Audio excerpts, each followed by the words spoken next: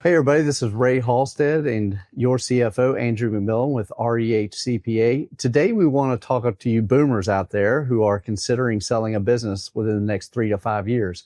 Right now is about the time to start thinking about, how to get that business ready to sell it for the highest possible price that you can get.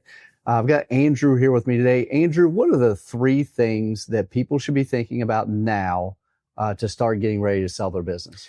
Yeah, so the first off is you want to clean up your financial statements. That's step one. A lot of business owners run their financial statements on a way that maybe makes sense to them or makes sense for their accountant, but it doesn't necessarily always make sense for a potential buyer. So if you want to go try to sell your business, the first thing the buyer is going to want to start looking at is tax returns and financial statements. So you want to clean up your financial statements. You want to make sure that one, they're accurate. You want to make sure that they're consistent, and you want to make sure that you clearly separate business expenses and personal expenses. So if you're running some personal transactions through the business, or there's some blurred lines there, you really want to make sure that they're as accurate as possible, because the buyer is going to want to see, what is your profit every month? How much cash flow is this business generating? So that's really step one. Is I usually recommend going back at least 3 years and getting clear, consistent financial statements that have the personal expenses separated from them. And that helps build trust during the transaction if you've got good, clean financial statements. For sure. Yeah.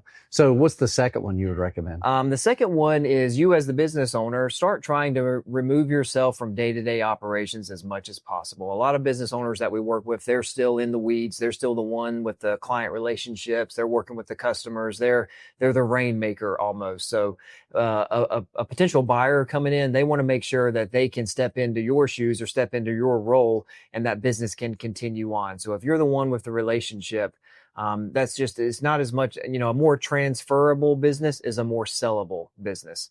So, you want to start documenting your processes, documenting how your policies, maybe promote from within, hire a key employee, someone that can start taking over some of these key tasks for you, so that you're not the one in day-to-day operations. It just makes it a more transferable business is a more valuable, sellable business to a potential buyer. Gotcha. Okay, so let's assume I've got my books cleaned up and I've got my team together and kind of pulled me out of operations. What's next?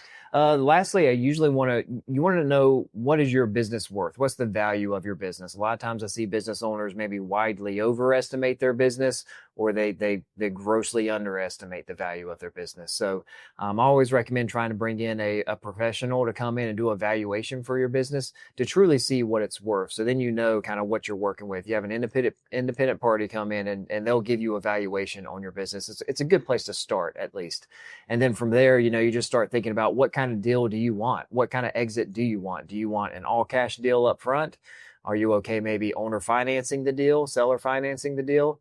Are you okay getting the money over a period of time? So just start trying to think through, like, what would you be comfortable with as a business owner, how you want to sell the business, so then you can make sure that your business is kind of poised for that type of sale. So those are 3 things that I think are like key moves that you should start making if you're looking to sell your business in the next 3 years. Get clear, consistent financial statements, get yourself out of operations, and then start looking towards getting a valuation on your company just to see what it truly is worth, so you're not leaving any money on the table. Yeah.